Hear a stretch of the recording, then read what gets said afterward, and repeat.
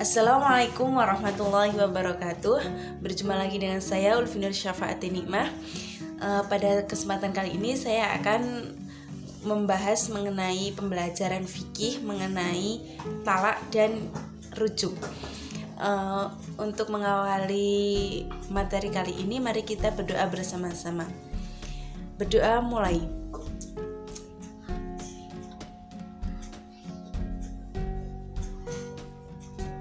Amin. Selesai.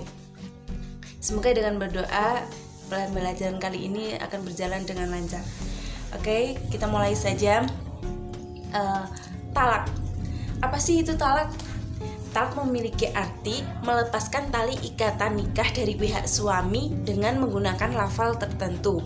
Dalam Islam sendiri, talak itu merupakan sesuatu hal yang halal namun tidak disukai oleh Allah. Sebagaimana hadis yang telah ada, yaitu abda'ul halali illallahi khaza wa jalla talaq.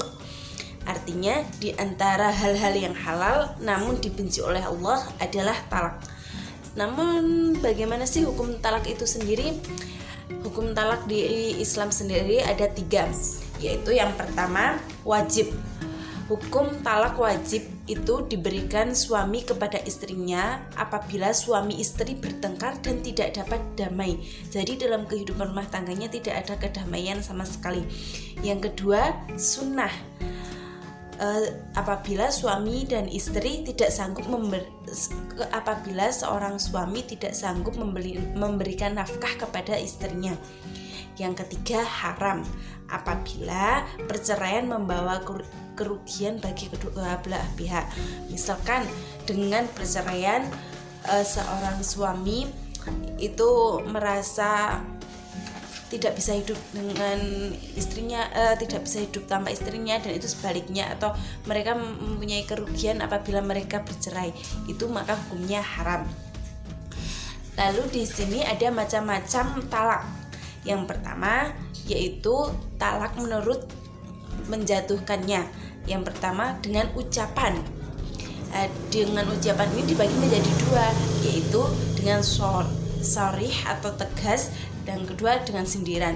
Yang dengan tegas ada contohnya, yaitu engkau sudah berpisah dengan saya. Jadi tegas langsung diucapkan. Sedangkan yang sindiran yaitu seperti kamu bagaikan punggung ibu saya, atau pulanglah kamu kepada keluargamu atau orang tuamu, tapi diniatkan dengan menolak si istri tersebut.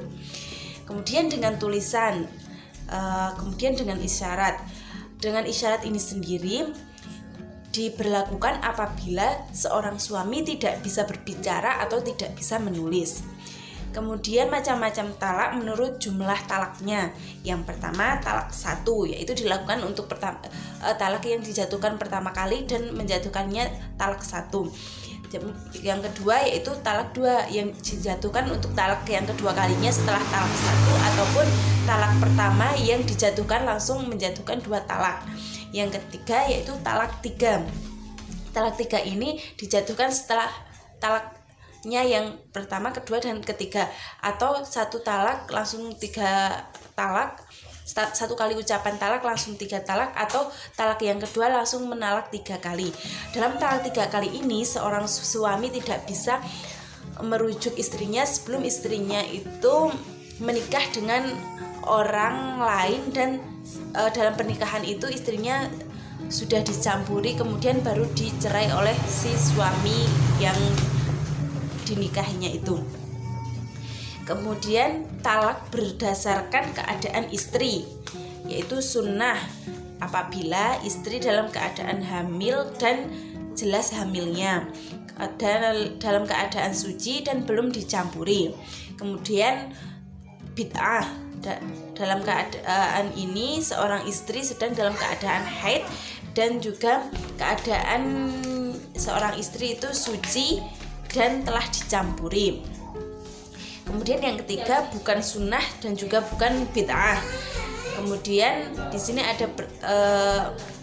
ada macam-macam talak yang berdasarkan tentang kebolehannya rujuk. Yang pertama talak raj'i, yaitu boleh rujuk kembali sebelum berakhirnya iddah.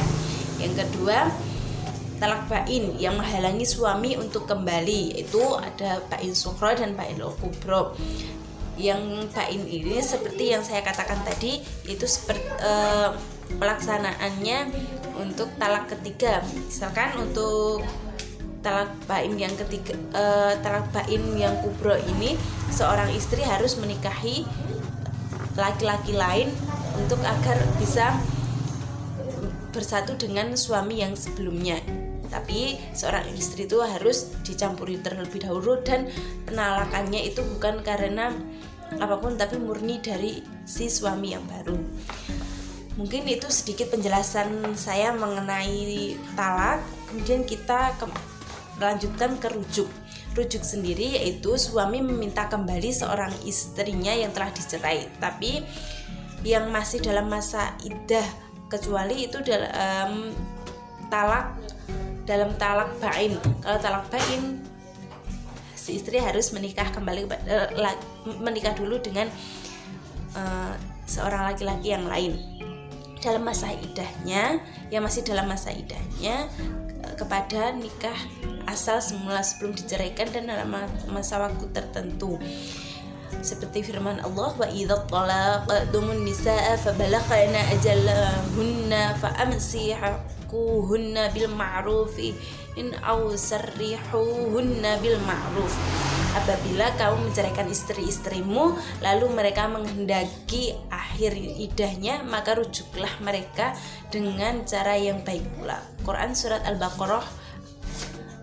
Kemudian mungkin hanya itu yang bisa saya sampaikan mengenai talak dan rujuk. Semoga bermanfaat untuk kalian. Sampai berjumpa lagi di pertemuan lain yang selanjutnya. Terima kasih. Wassalamualaikum warahmatullahi wabarakatuh.